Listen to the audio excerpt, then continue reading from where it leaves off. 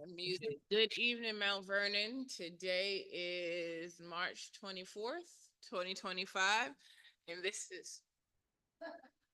is our Monday morning session, the work session for the City Council. Currently, we have Councilman Gleason, Councilman Potteet, and myself, Council President Brown. We're expecting Councilman Thompson shortly, and Councilman Box Hill will not be here today. Oh, I just spoke up, Councilman Thompson. We're going to start with a presentation from the Buildings Department. Um, and we're going to allow Councilman Thompson to sit down because he's tardy to the party. Commissioner Holder, you can come up.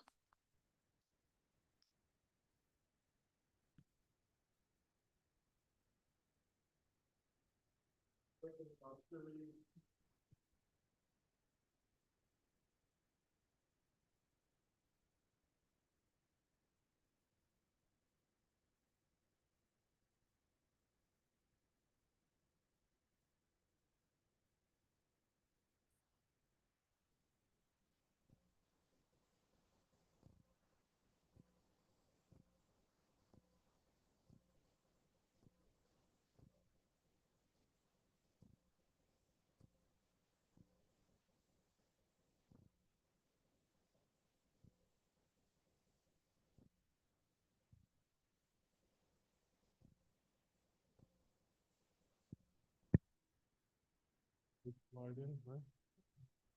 Yeah, department overview.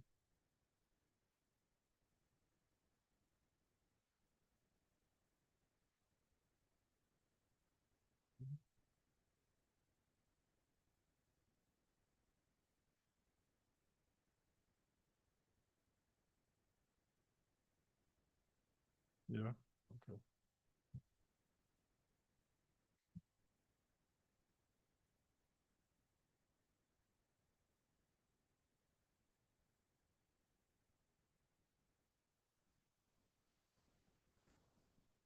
Okay, Department of Buildings mission, I'm not gonna read the whole thing.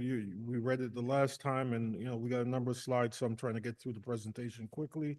Next slide, the executive summary. We'll be covering a few things. I'm joined by, my first deputy, Heidi Mamek,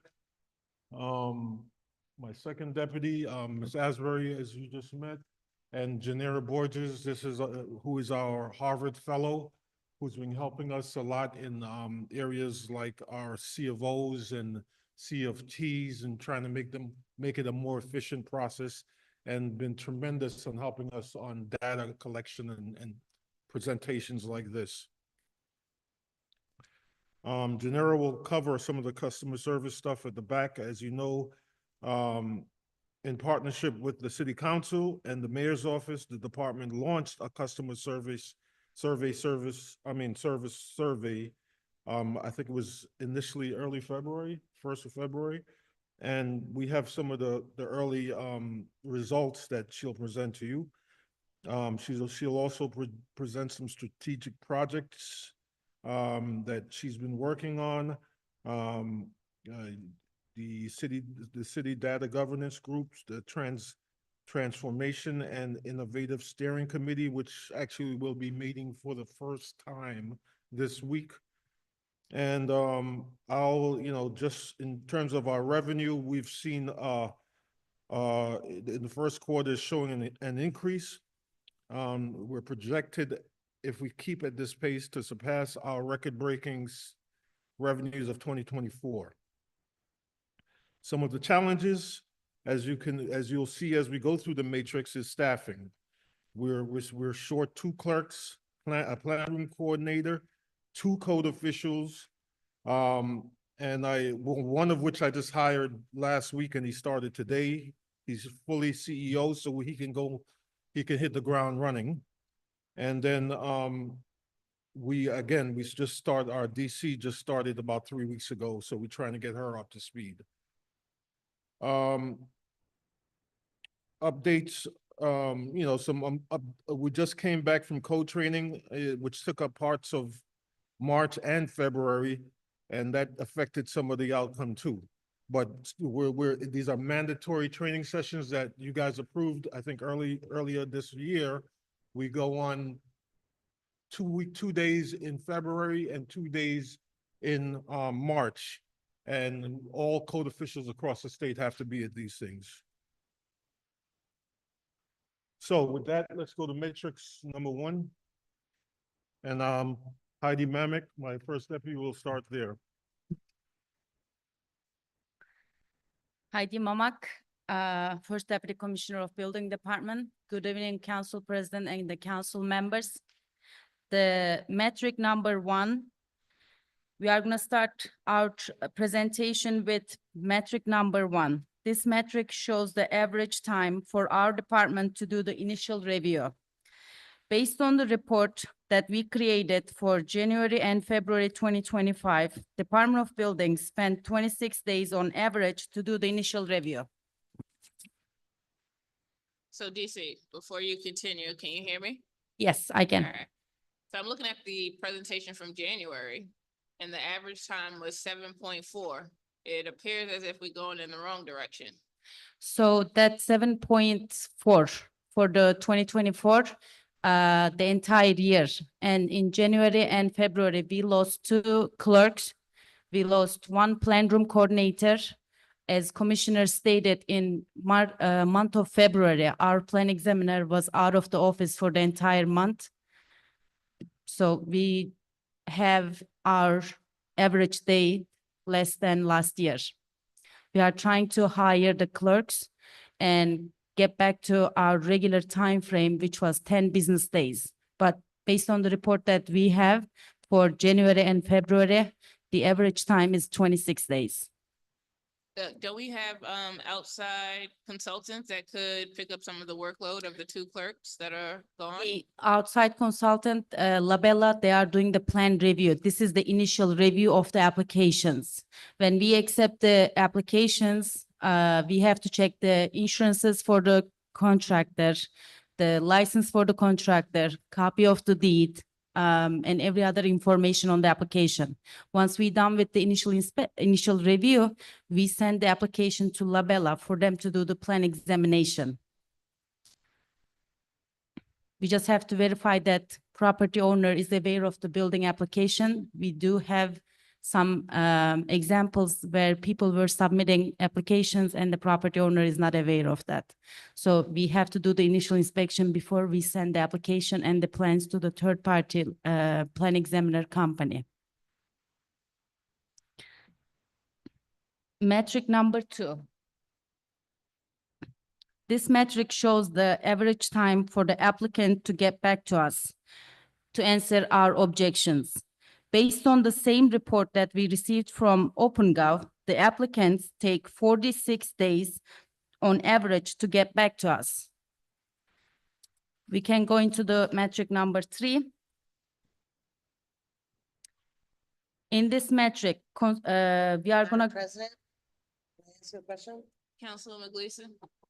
So the average day is 46 days, and just to reiterate, a notification, once the buildings department, anybody in the buildings department makes a note on that application, they get an immediate email, correct? yes, Okay, thank you. and they take on average 46 days to get back to us. 46? Yes, ma'am. Not 426? No, ma'am. Okay. 46. And then, do we have a system of follow-up? So if they just never reach out to us, we don't check to see if they've missed the first email or anything like that? I don't know if they are not checking the emails. I don't know what the disconnect on the, More about internally, do we have a system to follow up with someone if it's gone past a certain amount of days? yes, we do. Okay. And what does that look like? I can't hear you. So So the management services, they are working on AI systems. Once we launch that, we'll be able to do follow-ups almost every week with the applicant. But as of today, what we do is our clerks, they are trying to get back to people, calling emailing stating that there are missing information or documents for us to issue the permit or for us to send the application to the plan examiner team. That's the only way that we are able to get their attention. But when we put the notification in the system, we don't hear back from the applicants. And it's most of the time is the contractors. And are we logging in the system how many times we follow up with an applicant or the design professional? Most cases, yes, but there are some cases that we do send the email and that notification is not getting into the system right away.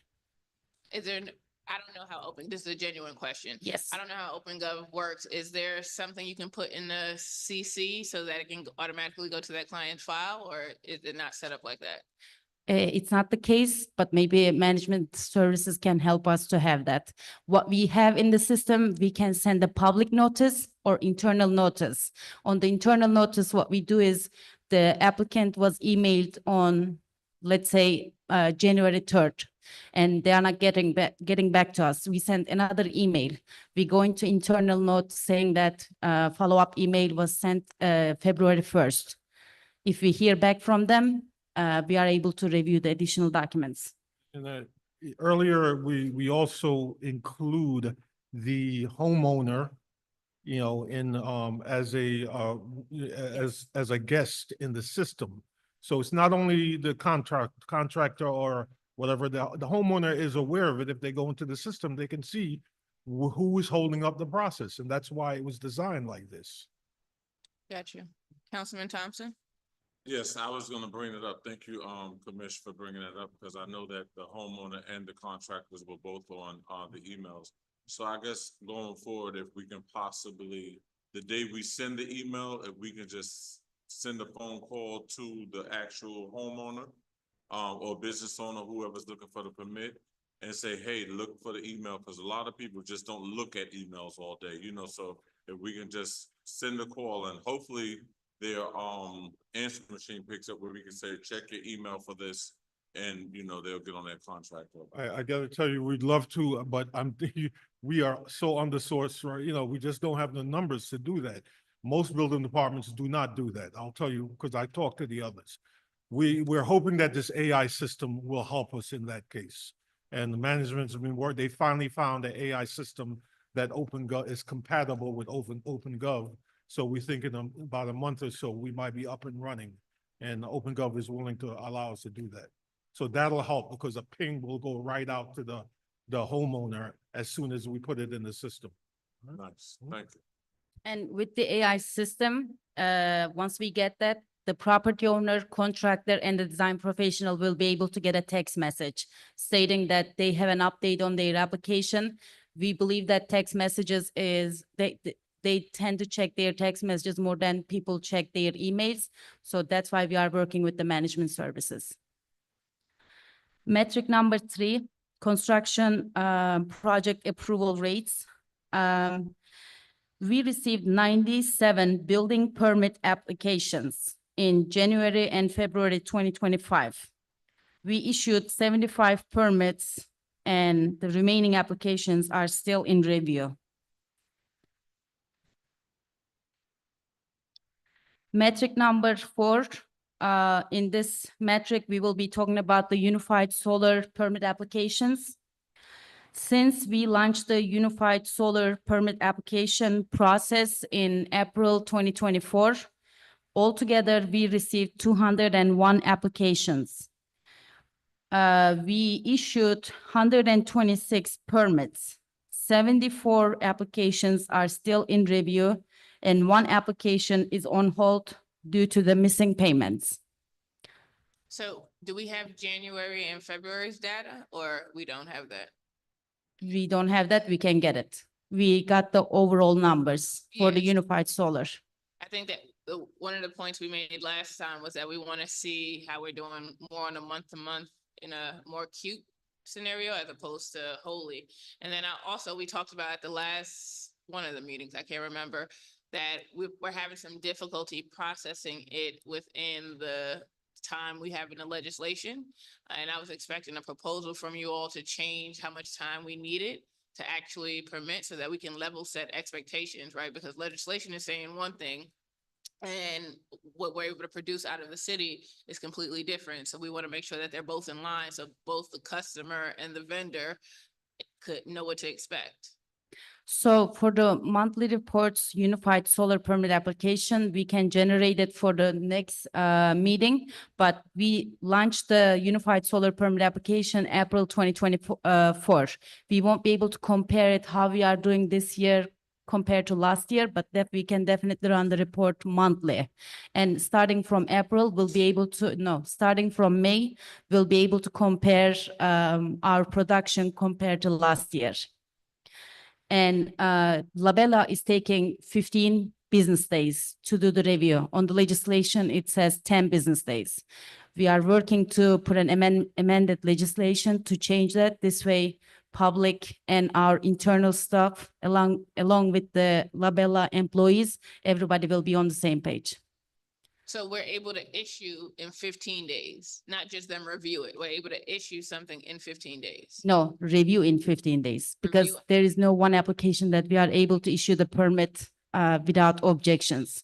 But we had several meetings with the solar companies for them to learn how to submit the application and how to submit the construction drawings. It's getting better, but we cannot say that we will issue the permit in 15 days. What we are able to say is that we will do the first review on the plans in 15 days. Yes. Councilman Potteet? Mike? Thank you, guys. We had talked about at the last meeting doing some sort of instructional video for folk that wanted to get a solar permit. Was that done? Are we in the process of doing it, or? We already did the general video, how to submit the application in the system, and I believe comp team, they already post the video on the city website. Madam President? Councilwoman Gleason? So I got a number of complaints regarding people who had, prior to us adopting the unified solar application, that they had an application into the buildings department. Did we ever have anybody call those old applicants and let them know that there is a new form that they need to fill out? Yes, we did. With several companies, we refunded their money for the old applications. And once we explained them the new process, unified solar process, they didn't want to go forward with the old system. So they all transferred their information to the unified solar application process. What we did is we refund their application fee and archived those old applications. Okay, thank you. With that being said, thank you so much. All right, just to finish that thought on the unified, listen, as you guys know, there was a lot of complaints coming in last year, but we had to get this right. It's not an easy application, thing to review. As you can see, Labella, who's been doing a great job on everything else, had some difficulties with what was coming in. When we gave it the guidelines that we gave out, I think September or October of last year, that seemed to bring in a big improvement, and the numbers are starting to pick up. We haven't, changed give you any change on that because we think it can get better within the next month or so. But we'll see if we can get something to you on to change the legislation, all right? On metrics number 5. This is, we're gonna talk about more inspections due to violations and whatnot. In January 2025, we had a total of about 458 violations were issued. And in February to date, I think we counted about 71 violations were issued. All of this totals about 529 violations. Can you go to the next slide, please?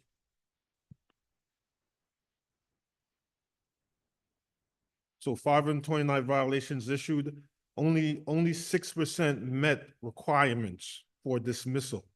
And factors in this process, contractor involvement, property owner involvement, not getting what they need to get, there's a lot of issues that come through this process. We are trying to, again, through AI, trying to help that process along too. Can you explain to me the significant drop in violations between January and February?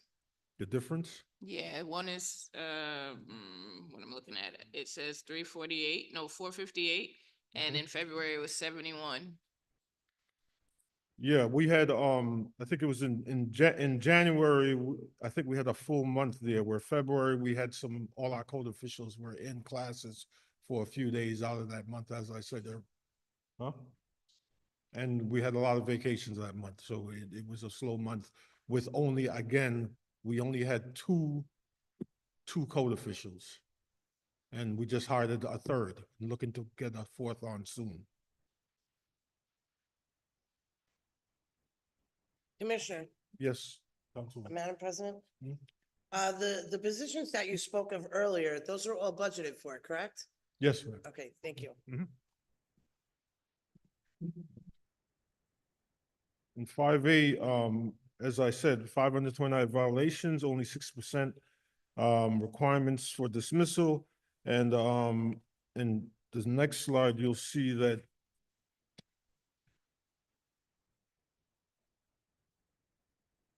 we had, in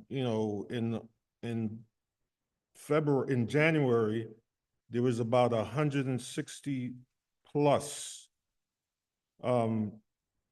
inspections completed. And out of that, I think we only had like about 52% that were officially signed off on. In February, that was in 2024, I'm sorry. In 25, to date, we have about 24 plus of these inspections completed. And in 6A, you can see that what people require to get rid of these violations, you have to request a dismissal of violation. Out of the 21 that we received, we were able to complete only 13 of these dismissals. And again, there's factors that go into this. We have an inspector go out to do the dismissal of violation. And if you have not met the requirements to comply, then we can't sign off. You have to, again, go back to the drawing board and get it right. So, Commissioner, can you address, we've received complaints that we'll have an inspector go out and tell a property owner that they need to fix, let's say, the light bulb, and then they fix the light bulb and have another inspection, and the inspector says, oh, well, I forgot to tell you that you need to fix the backyard fence. Is there a way to complete these inspections more comprehensively upfront as opposed to having to go back and forth with buildings? Yes, well, what we've done, we worked with management to get iPads out, as you might know already. And the idea there is to get in real time the objections list to the person out there. And then I in turn can look at this list and say later on, why wasn't that on the list then? And if it's not a life safety issue, I might have something to say about that. But right now the inspectors are getting used to using the iPads. We hope this will improve, but we know that's a problem. We're working on that. Mm-hmm. Some cases, the building inspector is adding additional comments after getting the response from the first report. For instance, if they are changing the window and inspector goes there and asks them to submit the U factor. And once they submit the U factor, if it doesn't comply with the regulations, there will be additional information and documents that we have to get. So we have to take a look at it. If there is any additional comments that inspector is adding on after his inspection, commissioner usually work with the public if it's not a life safety. But if it's a life safety like U factor, we won't be able to change that. That's an additional comment comes after the information that we receive from public. Yeah, I completely understand that. If you get some information and it needs to be considered, I get that. But what I'm trying to figure out is is there not a list of life safety issues that they can just check through to see if they've addressed so that they don't continuously come back? It's not piecemeal, right? Because Right. that extends the process. For that, building department and fire department, we are working with the state to come up with an inspection checklist. I don't know when we will be able to finalize that. Hopefully next couple months, we'll be able to publish them. So we will, once we finish the inspection list, we'll be able to share them with the public and they know what we are looking at. So there won't be any additional comments. But as of now, we are trying to work with the cases, case by case. So there is no actual way to handle that. Thank you.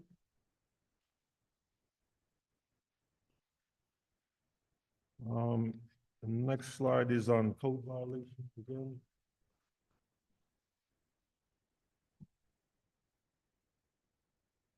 In terms of the resolution time, the Department of Buildings conducts the inspection within 25 days after receiving the payment. It's not about the application, but we cannot do anything until we receive the payment from the applicant.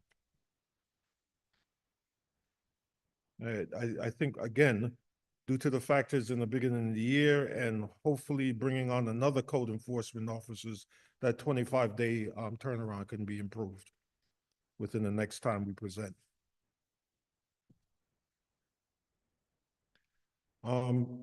Metrics 8, employee productivity. We have about 340 applications were received through OpenGov over this period of time. 72% of those applications have been reviewed and about 50% have been permitted. And again, being short a couple of clerks, that will also improve once we get that, get some more clerks in. Revenue, I talked about that slightly before, but compared to last year's first quarter, we are roughly about 215%, a little higher right now. When the March numbers come in, we'll have the first quarter and be able to see where we're heading. We have a number of large projects that we think are coming in this year, that we see applications in already. So we expect some fees that come in, in the middle of the year that will get us over the top.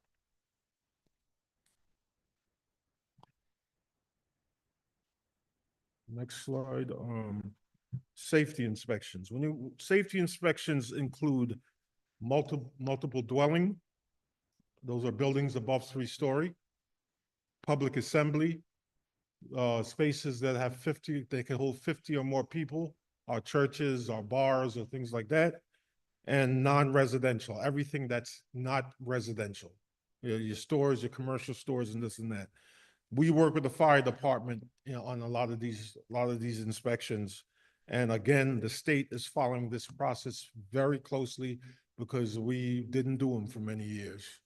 And right now, as you can see, the numbers, we have, as of the January and February, we're about 66 inspected. Out of those 66, 0 is in compliance. None of them were in compliance. And that's the trend that we're running in this city. Could be a lot of reasons. These things haven't been done, like I said, for over 15 years. A lot of the new owners don't even know what's required. It's an educational process. I've been telling the state that I am not violating somebody right away because this hasn't been done in a while. We're working with the constituents to try and get this done, but we are beginning to run into a dead spot, where some of the constituents are not coming forward right now, and we're trying to find ways to address that.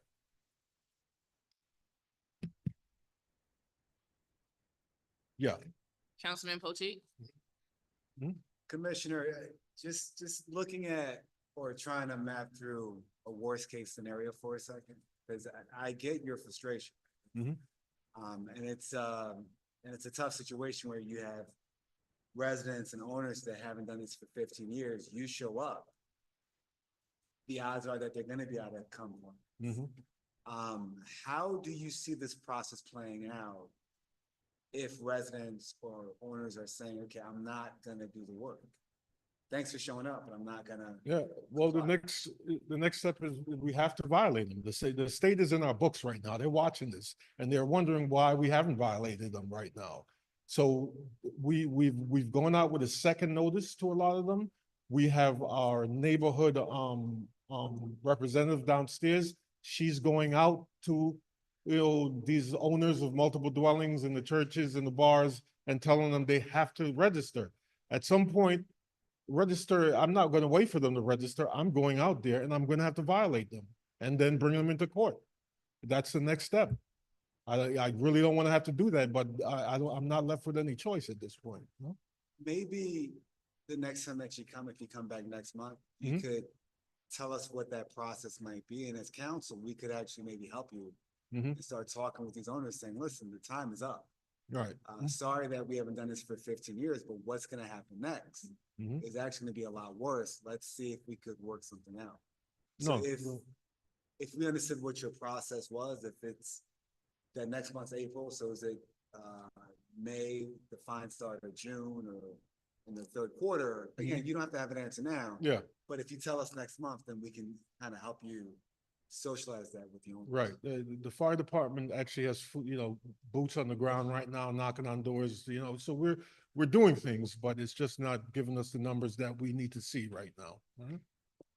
So, Mhm. Commissioner, are you following that process? I know there's a lot of businesses and buildings without CFOs and certificate of tenancies. Are you following that same process to make sure that people get in compliance with those things as well? Yeah, I mean,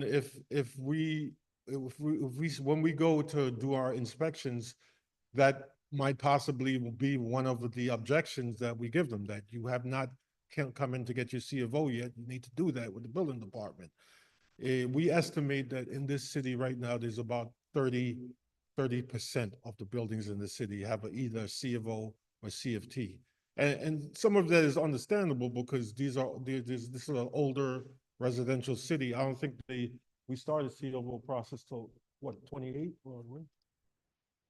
1938. So it's understandable why a lot of them don't have it. But, when I talk to other commissioners, they're averaging about 75%. So we need this to happen. And Genera, as I said, is helping us on our side, but we're going to have to go out to the constituents and try and get them to come in and do this at some point,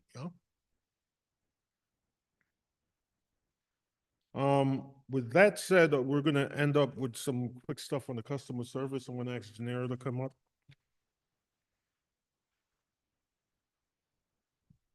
That'd be great. Good evening, City Council President and City Council members. My name is Janira Borges. I've been with the City of Mount Bernard for the past 6 months, working on process improvement within the department. I'm really excited actually to now share some of the key takeaways from the customer service survey. This was a collaborative project with City Council, the Mayor's Office, to improve the way we engage with our customers. We launched on February the 10th, so a little over 4 weeks ago. And on average, we've been getting at least 2 to 3 submissions per week. And this is with very low promotion. So essentially, we are encouraging customers who come to the office or engage with us over the phone to share their feedback. But we're now also thinking about further strategies to make sure that we can hear from a diverse pool of constituents. So this data is not statistically significant, but it provides a perspective of what our customers are saying. So moving on to the second slide. In terms of the demographic, we have predominantly responses from business owners and realtors. And the second group is homeowners. Developers are the group that least engage with us so far in terms of providing their feedback. Moving on to the second question, and just to give you a sense of the survey, we have around 17 questions. So they extend from demographic questions, questions around how helpful the service was. And so with this metric in particular, we are asking customers to tell us how friendly and helpful our staff were. And so out of the 14 responses, 10 people agreed and strongly agreed actually that we were courteous and helpful in our engagement with them. Only 2 strongly disagree and 2 submitted that it doesn't apply to them. Moving on to the preferred form of engagement. This is a very helpful data for us because we can see that although we receive 100% of our applications through OpenGov, our customers still prefer to, our residents still prefer to engage in person. And this is because they feel that in person is a lot easier to get things moving and to get updates on their application. And so this is a metric that we're looking to shift moving forward to have online being their preferred form of engagement. And so as you can see, 13 people engage in person with a combination of phone or email. And I think OpenGov, as you can see, it's the lowest, as well as with email in terms of ways of engaging. Moving on to the average permitting process time. On average, you can see that there's pretty even split across the ranges that we provided them, which were on the lower end, 1 to 2 weeks. On the much higher end, we have 1 year and above. So on average, we've been pretty responsive for quick applications. But again, you have to think about the types of requests that they came in with us for. So this is a pretty consistent number. And then moving on to the quality of customer service within the city. So out of the 14 responses, we can see that 7 people have said that we exceeded their expectations. 4 mentioned that we met their expectations, and 2 mentioned that we did not meet our expectation. And later on in this presentation, I provide some quotes in support of these statements as well. Now, thinking about their overall experience, whether it was easy or not to get a permit, we can see that 5 people, and that's the next slide. We can see that 5 people mentioned that it's easy. And then 4 people mentioned that it was difficult. And the range around very easy was at the 3 people. I think, again, because of the reason for contacting the department being so split, I don't think this provides like a full picture of how easy or not it can be to get a permit. It provides some context, but it definitely doesn't provide the full story.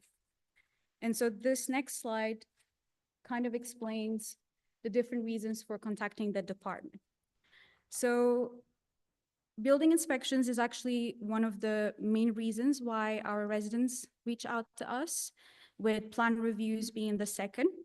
And I think as the commissioner provided context, we've been really understaffed on the plan review team. And so if you look at the trend, of course, a lot of our customers will be reaching out, requesting updates around plan reviews, as it's something that has been outstanding in some cases.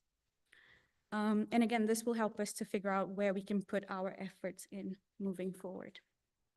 And so as we wrap up the presentation, I wanted to highlight opportunities for service improvement. And so the first one is around inconsistent information. I think some of the residents mentioned that they have received different informations, which can be quite confusing on the status of their application. So I think there's a huge opportunity there to provide more robust communication to our residents. And this sort of links to the second point around lack of updates and perhaps unresponsiveness. So one resident mentioned it took around 8 months to hear from, to hear updates on their application. And then the other point was around inspections not always being conducted on time. And this is a work in progress, as well as we were significantly understaffed in the code enforcement team. And as I mentioned earlier, the point around in-person visits seeming to be more effective, we want to shift that culture so that our residents can get all of the information online and they can use OpenGov as a centralized hub for information rather than in-person visits. And also, I think it's important to highlight what's working well and recognizing the efforts of colleagues. And so to conclude my presentation, I think the work of the front desk clerks have been highlighted many times during the survey responses that I've received. Some mention, and that's the next slide, which some colleagues have gone above and beyond for them. They felt that there was real care, and despite the high pressure which our community can notice, they also see that colleagues are doing their best. And so, as I mentioned, this is just a snapshot. We have a lot of ideas on how to further engage the community with our customer service. And we hope this was a helpful overview of what we're doing to improve performance management within the department as well. Thank you. And Councilwoman Gleason? Okay, so I went through the survey. And I took the survey, so I guess I'm one of the 3 people that took the survey. You have any ideas on how to market that survey better? And is it still live? It's still live? so the survey is live. It was an intentional decision with the communications team, as well as instruction from the mayor's office and other departments to take a more phased approach. So we want to make sure that the first few people who engage with the survey were those who were coming into the office and they were able to provide us with constructive feedback rather than sort of a lot of negative information just because they either have a past history. So we wanted to make sure that the information that we were collating initially was as accurate as possible. But the plan is to do a bigger launch in the next 3 months after we do the pilot phase. So this is essentially a pilot phase. We have QR codes outside of the office. We have it also embedded on OpenGov as a link, and it's also on the website. And a QR code, did you say? A QR code? So we have a QR code, and we can do further promotions on social media in the future. Can I make a suggestion? Could all buildings department staff include it in their signature as well? We've already done that, actually. I created a template, so hopefully we have a team meeting coming up. We can further encourage that. I also created a script with the messaging that can be used when we interact with customers over the phone. And so we've done a lot of efforts internally to embed that. I think we just need to do more reinforcement for it to stick. Thank you. Thank you. I look forward to the full rollout of it. Thank you. Councilman Potteet? Council President, is this the end of your presentation? Mhm. First, There's one more slide. It's theory of change. Whose slide is that? Oh, that's me. So as part of my fellowship, I created a theory of change. So this is essentially a framework for how the buildings department will achieve the goal that the mayor in this fellowship sort of created for me. And this is also to help the department to see and measure success in the long run. So as you can see, it has a couple of columns, 5 of them, and each one directly links to the other. So with input, it's all of the resources that we need. So human resources, financial resources, softwares and systems. With activities, these are the actions that we will do to improve certificates of occupancy and tenancy within the city. With outcomes, it's essentially what we want to achieve in the short run. And then the public value is what we hope to achieve for the city. So economic development, build trust within about the department. So essentially, this is just a framework for change for the department that I've put together in collaboration with the senior leadership team. And this is also to help us as an anchor point for our performance measure processes that we are currently refining and working with you to make them better.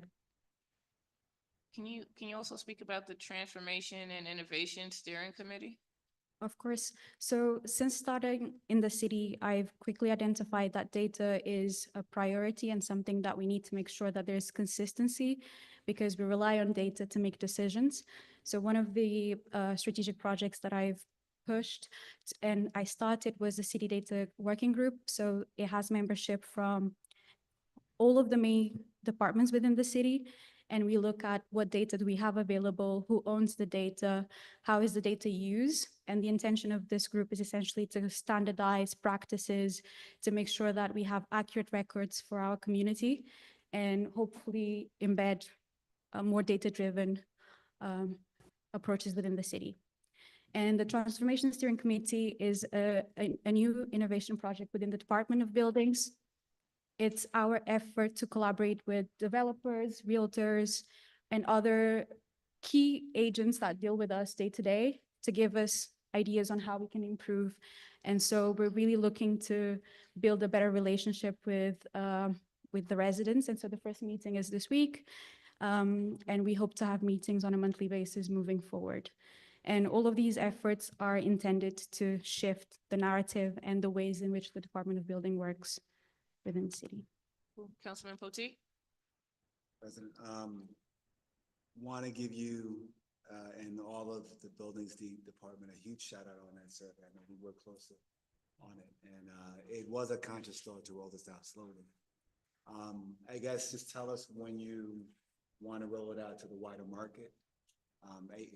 We can help you with that on council, so if it's gonna be May or June or April, just tell us, we can help.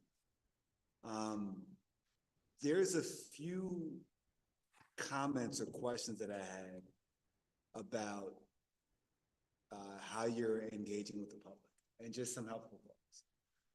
One, any thoughts about having expediter or having an RFP for an expediter to work with buildings? Because part of the difficulty is, if I'm a homeowner, I don't know this stuff. So then I'm gonna hire a builder who may or may not be submitting to you good plans and good paperwork. But as the homeowner, they don't know that. And so now I'm blaming buildings, the contractor's blaming buildings, but really what the issue is that you're getting bad paperwork from the contractor. If there was an expediter that got paid a few bucks, but then they would be able to seamlessly Yeah. work with you. Well, the history of the department when I got here there are unofficial expediters here, all right? We have, about 4 or 5 people who come in on a regular basis, and they're expediting for other properties. It's not in traditional sense that you and I are familiar with the city and how it works. And I don't go to a building department, period, because the expediters have a relationship with the department. They know how to translate it better and this and that. And my client would be paying me a fortune to sit there and wait and go through the whole thing. But there is a semblance of that, but it's, there's also a little political thing there too. Why is this guy always there? And, it tends to cause some issues. An RFP for expediters, I'm not sure if a building department should do that, Yeah, I think if, even council or whatever, maybe outside, but for the building department itself to do that, it could be a little hairy, Is it something, Corp Council, that we could find out if it's possible that we could do that? Before we figure out if we should do it, but if we could find out if it's possible. legally. Definitely something we look into. And then my second comment, gets also back to engagement with the public. I had to go to DMV recently for my car. And they recently have said no more walk-ins at all. And this is for the entire state, right? So you have to make a reservation online. You have to. And then they'll see you. And when I finally got in, it was quicker. It was still kind of a hectic process, but it was quicker than waiting all day to go and walk in and wait online. And I'm throwing this out to council too. If DMV could say, with all the traffic they have, you can't walk in here. If your car is towed, if it's on fire, if it's stolen, it doesn't matter. You have to back up and make an appointment with them. Maybe that's a way for us to be even more efficient with the public. I mean, it'll be pushback at first, but then once someone comes in and they have a date, it'll be quick, right? They'll show up, you'll be ready for them. And something just for all of us to think about, maybe that might be a way for us to go, is having customers have to make a reservation with the buildings department. Yeah, we have talked to management service, and we're possibly trying to set something up like that. We have some suggestions on how to do that. It's, I think it could work, so we're gonna try and pursue it, definitely, sir. Thank you. And then one last comment, with the surveys, the solar panel applications, can we give those surveys to everyone, at least in that subset, that has submitted a solar panel application, just so we can get feedback from the public as to how that process is going, because they're all customers. Mhm. They probably don't know of the survey, which is fine. But if we're looking, next steps for a rollout, maybe that subset is a good subset to just send emails and say, okay, you've dealt with us. Now we want to hear back from you. So where you are in the survey, Yeah. or in the Mhm. process. Yeah, it's not that big of a list, so I think we could send a link or something to the survey to these people. Yeah, sure. Thank you. All right. Any other? Just two things. Mhm. What's the status of buildings moving to a larger space? We, you know, it's about money right now, tell you the truth. So we've gotten some quotes together. I hope to sit down with, some of you at some point and talk to you about those. And, I actually did a plan for that I've got the quotes on those plans. And it's, When you say quote, just like the build out, yeah, the build out. is DPW not able to do it? No. No, we haven't had any feedback and that DPW is capable of doing it right now. We did ask some of those questions. There's some security features that have to be built, this and that, this is something that, I guess is, the chief is working with us and he's gonna be talking to DPW to see what they can do. But I think for the furniture and the whole fit out of the thing, we're gonna have to put some money into this. Yeah? Mhm. Second thing was, I forgot, I'm getting old. Thank you for coming. Okay. All right, thank you. Thank you. Thank you. All right, council, are we ready to go into a tally sheet? Legislation and Public Works. Thank you, Madam President. Item number 1. Mayor's Office, Office of the Mayor, resolution authorizing the hiring of Joel R.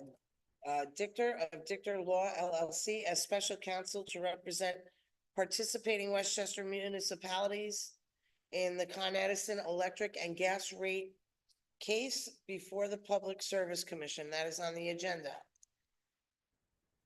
Item number 2, Office of the Mayor, resolutions appointing members to the 2 members to the cable. I cannot speak today. Appointing 2 members to the Cable Television Advisory Committee. That is on the agenda. All right. So item number 3, Department of Public Works, an ordinance establishing a standardized policy for tree planting in the municipal right of way. That's going to be agenda pending. Item number 4, Department of Public Works, an ordinance authorizing the mayor to enter into a contractual agreement with Bonanza Contracting LLC for renovations to the Mount Vernon Police Department's aware room areas. That is called for. Item number 5, that is being held, which is Department of Public Works, an ordinance authorizing the issuance of a request for proposal for an engineering conditions assessment report for municipal parking garages. That was asked to be held. Item number 6, Public Works, Department of Public Works, an ordinance authorizing the release of a request for proposal for pest management and pest control services for various municipal facilities. That is going to be agenda pending. Item number 7, Department of Public Works, an ordinance authorizing the mayor to enter into an agreement with Signify North America Corporation to upgrade the current street lighting management software system from City Touch to Interact City. That is being called for. Item number 8, Public Works, Department of Public Works, an ordinance authorizing the advertisement of bids for a year 2 sewer system cleaning and investigation. That is agenda pending. Item number 9, that's mine, right? Yes. Item number 9. Recreation. Department of Recreation, an ordinance authorizing the Department of Recreation to co-sponsor the Latin Cultural Festival with Mitsili LLC on May 18th at Hartley Park. That is going to be on the agenda. Just so, you know, for council's edification, I did send an email to, the DPW commissioner and the deputy commissioner and their secretary, and I did not hear back. I was hoping to meet with them today. I did not hear back from anybody as of yet. I just sent another email to try and schedule some, talk time tomorrow, regarding some of these items. Thank you. so Any if you- questions? Yeah, Councilman Thompson? Just a question for item number 5, was there, did they give you a reason why it's being held? Cause I'm a little concerned with that, cause I know that, our municipal parking garages, we have a lot of complaints with them, and, the fee went from a $50 fee to a $100 fee, but they're still deplorable condition, so I'm wondering why that's being held. That's my Well, only question. I'll ask that question when Yeah, I mean, and, if I'm able to connect with them tomorrow. If I don't connect with them tomorrow, I won't have any time to connect with them on Wednesday, and the items will be called for on the floor. okay, so also, why are we only doing 2 garages? Aren't all of our garages in the state that they shouldn't be?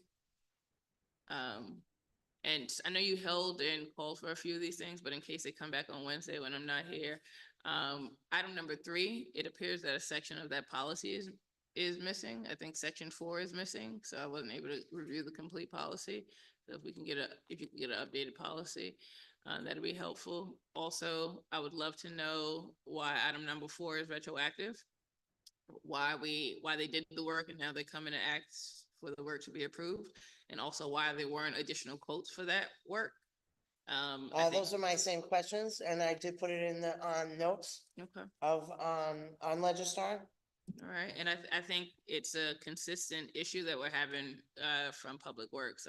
I think we really need to get it addressed. The other question I have is for number 6. What happened with the pest control within the city? I know this is for the buildings, but we also have a major rodent problem in the streets, and we did an RFP for that. So what's the plan with that? And that's all my questions. No problem. Any others for legislation and public works? No. Human Anybody else? resources? Thank you, Madam President. I have item number 10 from the Recreation Department, an ordinance authorizing the mayor to enter into a 3-year agreement with Turf Tank for the leasing and utilization of field marketing equipment, and that will be on the agenda. That's gonna be great, for Memorial Field, but, that's all I have. Madam President, Councilwoman Gleason? I just wanted to also, you did not mention item number, 7, which is the upgrade to the current street lighting management software. I have some questions regarding that and the procurement on that also. It's no cost, so it's not really a procurement. There is no cost? No, We close for that, right? yeah, the last line in that letter, upgrade is at no cost to the city of Mount Vernon. Councilman Potteet? Councilmember Thompson, this doesn't deal necessarily with item number 10, but we have the spring and summer coming up. Has anyone talked to you about the plan for the field and marketing the field for the spring and summer Memorial Field? Yes, well, this item number 10 is gonna be beneficial with that, because that actual, apparatus, if you will, that they're asking for will, you'll be able to utilize the field where it won't just look like a football field. With that particular thing, you can have it as a soccer field or different things to change. Like when you see on television, you're watching sports and the scope of the field looks different because they're able to change that. So, that's gonna be utilized for that. They do have a lot of events in place to make Memorial Field make sense and make money for the city. So, yeah. Is there some way we can call them in and just ask them what their plan is? The reason is we know what the cost is to the field. Mhm. And when they came, I want to say about a year ago, an issue that I brought up was that we want this to be net zero. Best. Mhm. And if we can make money, great. I don't think that happened last year, and I'm not sure if they have a more proactive plan this year of, this is helpful. But you also have to market to the tri-state area who may or may not know about the fact that we have this wonderful field. Correct. So maybe calling them in and saying, well, just share with us what your plan is might be helpful, or if they shared it with you, just to find out. Absolutely. I know I've spoken to Rick Wright, so I'll have him gear up. and I, get I, ready I, for- I am on. This is Oh, Commissioner I'm sorry. Walker Pickney. Commissioners, I didn't know you were online, Commissioner. This is field Yes. marketing. Yes. Good questions. One of the things that I would like to bring Commissioner Walker Pickney of Recreation is that Memorial Field, so the stadium, is a stadium that basically is worked really open 6 months out of the year, to be honest, for outdoor field. For a field that size, if you look at surrounding fields in that type of field with no cover on it, for $1 million to be a generated amount of money for the first year was a bit much, right? Most businesses, as you know, takes almost 3 years to get off of the ground. I don't care what contractor that you bring in there. It was new. It has to get started. It has to be recognized that this is some place that people want to come to. The budget that is also put into Memorial Field, there's no money for marketing and advertising. We can't put it on BLS and put it on here and there and generate money. We barely got enough money in Memorial Field for staffing. One staff, I think, or two staff is there. But let me go back to this year. Let me just start here because we're on year 3, and it takes, like I said, almost 3 years for business to get up. As of right now, we have pending over 100 events at an outdoor field with 3,900 seats. That at this time, if you went to other fields with no cover, they haven't even started. So I want to tell Rick, congratulations on working so hard to bring rugby back, to bring these things starting this early on an outside field. But according to the amount that right now that we see coming in, and this is only just the sporting things, just about, we're already up to about 500,000. This year we will hit that goal and we will probably surpass it. So that's where we are, but it's easy to say, oh, we want this money, we want that money. You have to compare it. And technically that field is only a 6-7 month field with no cover on it and 3,900 seats. But this year we are very happy that right now with Rick's effort and everybody else putting in, including myself, but Rick and his team has went way out of their way to go and get all these sports, and we have concerts and we have festivals. But right now, according to the amount with the contracts or agreements that we have already started, we will definitely reach that 550 goal because we're almost at that amount right now. Councilman Potteet? Commissioner Pickney, thank you for staying late with us. And obviously, I think you're the best recreation commissioner that I've seen here in Mount Vernon. So thank you for Oh, thank you. At the end of this year, as in every year, Yes. residents come to us and say, why are our taxes going up? And so we as council really have to be vigilant to find sources of revenue and find ways to lower expenses here in the city. Correct. I'm happy to hear that these events are coming in. What I would like to see, if it's possible, is kind of a P&L, right? Which is, when we first saw the field, the cost was going to be $800,000 just to keep it open. So now if it's open for 6 months, hypothetically, then that cost might be closer to $400,000. Again, I'm just making this up from what I Yes, gathering from bits here and there. Yes. If the revenue is 500,000, that's great. Is it possible to see that in black and white and just say, okay, here's all the revenue coming in for this year, here's maybe even revenue coming in for next year, and here's our expense load for the field, just to see if it's breaking even, if it's making money, and things we can do to generate even more revenue for our taxpayers. no problem. We have the list already. That's already out. Rick put that out of, we can send that over to the council. I don't know. I think Thompson might have it. He might not, but we can give you the list of what is pending already for this year. Can you come in and do the presentation that Councilman Potteet just asked for at the next work session? Yeah, I can talk to Rick. We'll do a layout and I can, I don't know what date it is, but right now on top of my head, but April either I 7th. could be there, Rick, or early, somebody will be there. Thank you. Commissioner, we'll get it ready for April 7th, which will be the Monday before our second Wednesday. Okay, I think I'm here. All right, no problem.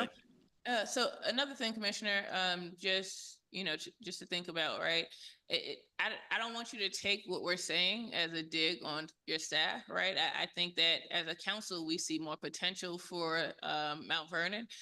So there's a few things you said, right? That there's no marketing budget, there's no marketing money in the budget. Why not? When you develop the budget on an annual basis, why aren't we putting money in to market the field so that we can generate additional revenue? Right. Well, when I come, I'll explain all of that too. But that money was not put into the field from when I first came. Listen, the field has a lot of things that we need to discuss. It's not a full concession. It doesn't have the elevator. There's a lot of things that stop the field. It's so easy to say, come on, let's bring in this, bring in that. I don't care who you bring in. The same things that are going on, you will probably have to deal with that even if you had a contract. There are things that when the field was given over, that was not from the first layout prior to me coming, that was not put into that stadium. Those things hurt the stadium. And to get those things costs a lot of money, so we're trying to work with what we got the best we can. And once again, I can bring you over what we do, and even get a contractor, you're going to have to pay them. And of course, they'll do an agreement about how much money they can bring in and what they can do. I think that we can continue doing it. I think that, you'll see better from this year once we bring in the plan of what we have and explain the whole layout. I think that everybody will be satisfied. But I just need y'all to remember that this is an outdoor field that technically is only a 6-month field. 6 months. So to that regard, are you saying that there's no programming, there's nothing that can be done in the 6 months where it's cold? There can't be a bubble put out there. There can't be anything done within the bubble on the field? Of course, it costs a lot of money. Absolutely. That's what a bubble was supposed to be put on there from the beginning. No, I'm not saying around the exterior of the stadium. I'm saying within the field, can there be something put up during the cold weather months so that you can generate revenue during the cold weather months as well? Sure, maybe 100,000 or more, but yeah, the bubble could put their stage costs 100,000. Like, there's a lot of things that people don't understand about a turf field. This is a turf field, and this is a field that's made with lining for sports stuff. If you go to Icon Stadium, places like that, it's a stadium. They do sports stuff, but it's not lined up for sports stuff. You understand? It doesn't have the white and all that kind of stuff.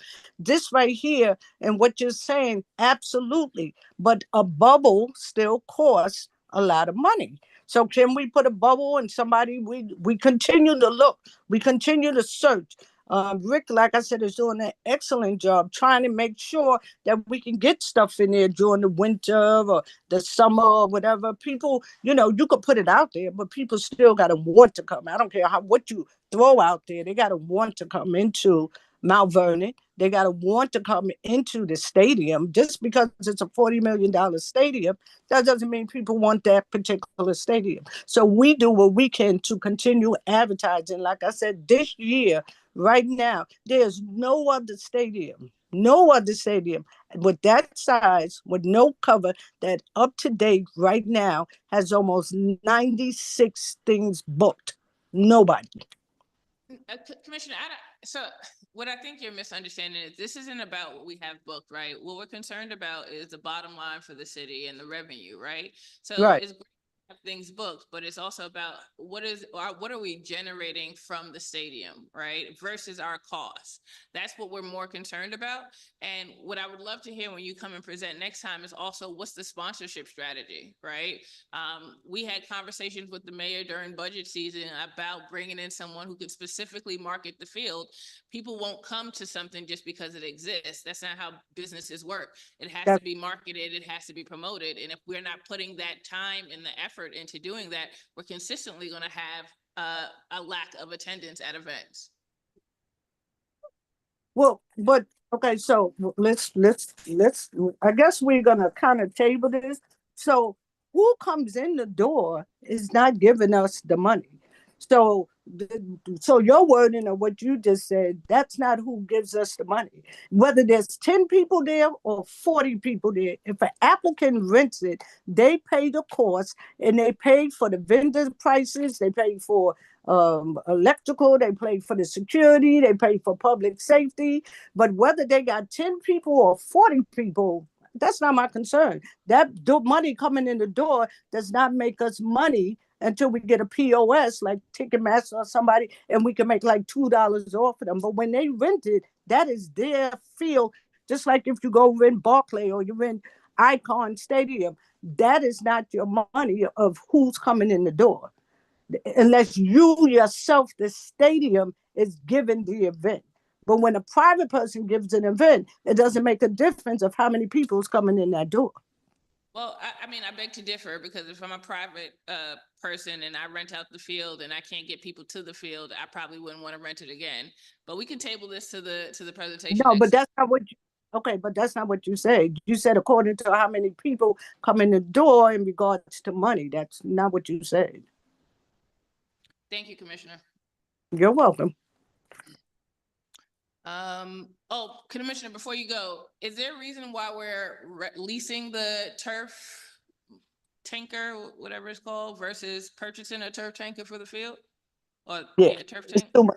Yeah, it's so much money. It's extremely so much money. And this is the only company, by the way, that can do it. This is a professional company. Nobody else can do it except for this company. And we have searched all over the place. Thank you. You're welcome.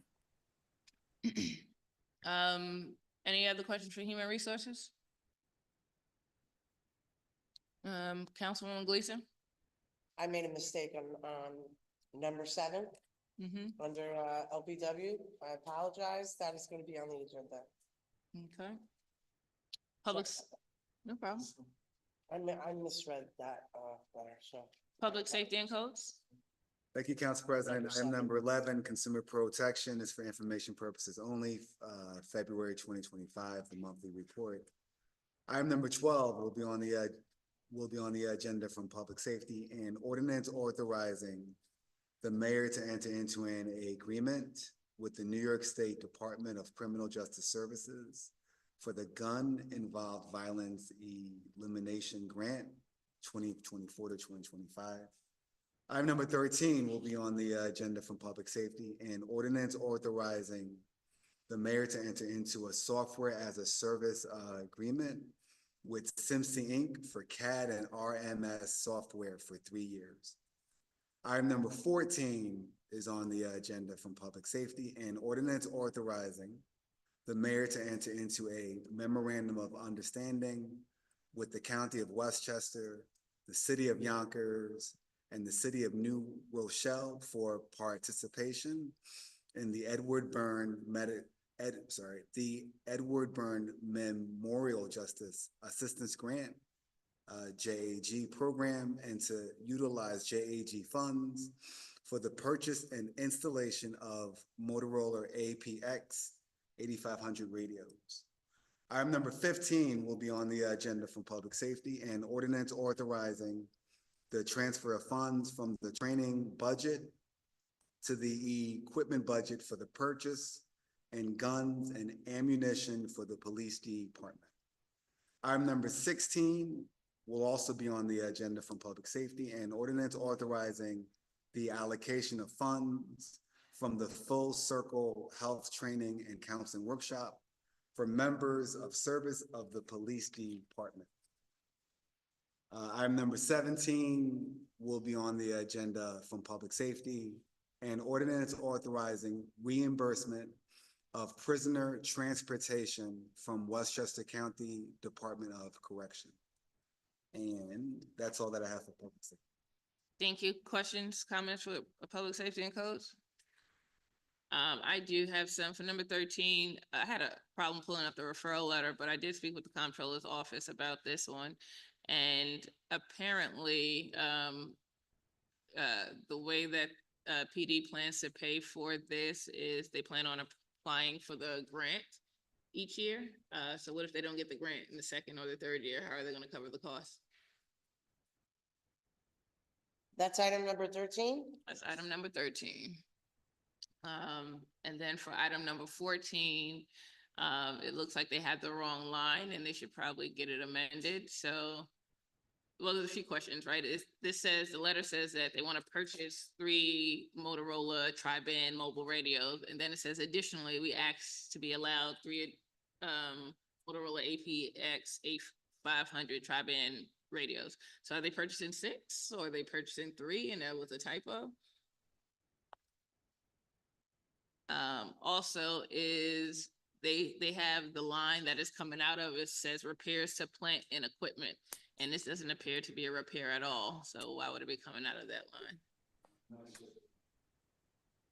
But that's not how budget works. They need to transfer the funds. All right, that's all I have for public safety and codes.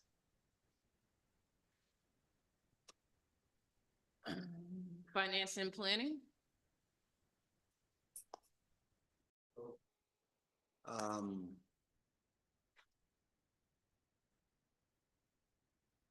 Item number 18, I'm gonna have this be agenda pending. Office of the Comptroller and ordinance granting permission for the Comptroller to issue serial bonds of the city pursuant to local finance law in order to finance the cost of certain Department of Public Works equipment.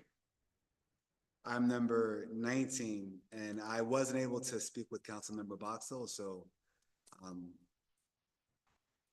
I defer to him if he has a different comment. I'm number 19, Office of the Comptroller and ordinance adopting the final audit for fiscal year 2019 for the city of Mount Vernon.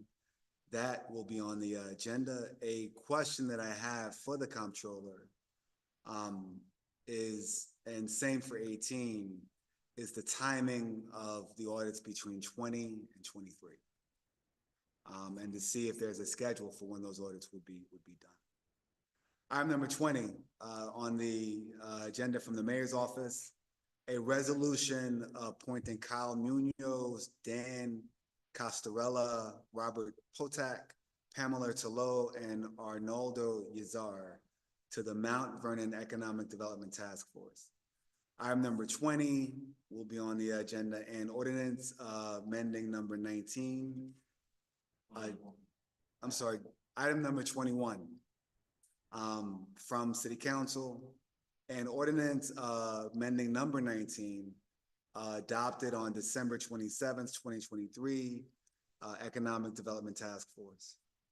Item number 22 is on the agenda from City Council, a resolution of the City Council of the City of Mount Vernon adopting a finding statement pursuant to SEQR for the Downtown Transit Oriented Arts District, TDOAD. And item number 23 is on the agenda from City Council, and ordinance amending chapter 267 of the Code of the City of Mount Vernon, New York, entitled zoning. And that's all that I have for financing. Questions, comments for finance and planning?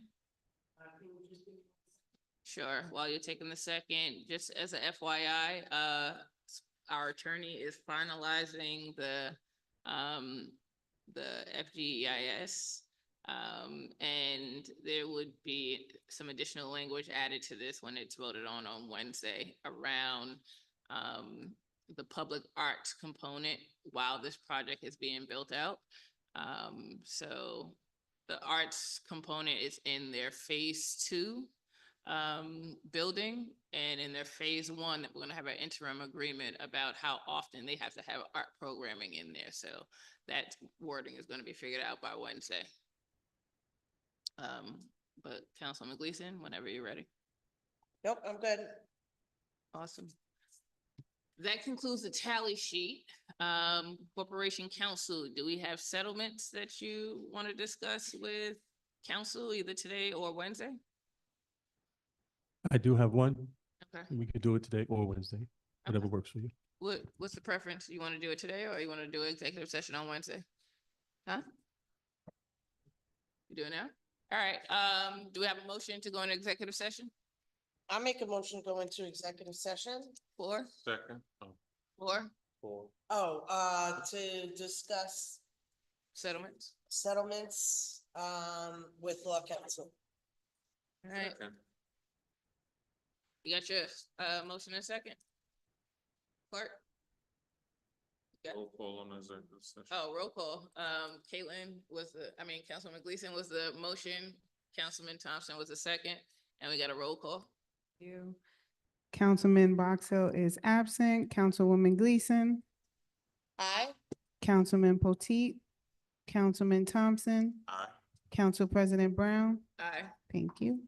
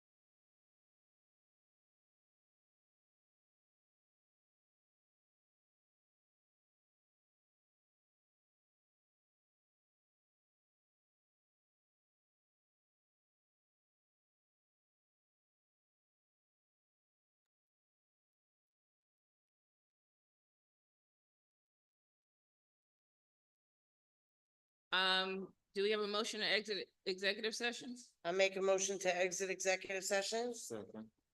Roll call? Councilwoman Gleason, Aye. Councilman Potteet, Aye. Councilman Thompson, Aye. Council President Brown. Aye. Do the council members have any comments, thoughts, anything? Great. Well, everyone have a great night.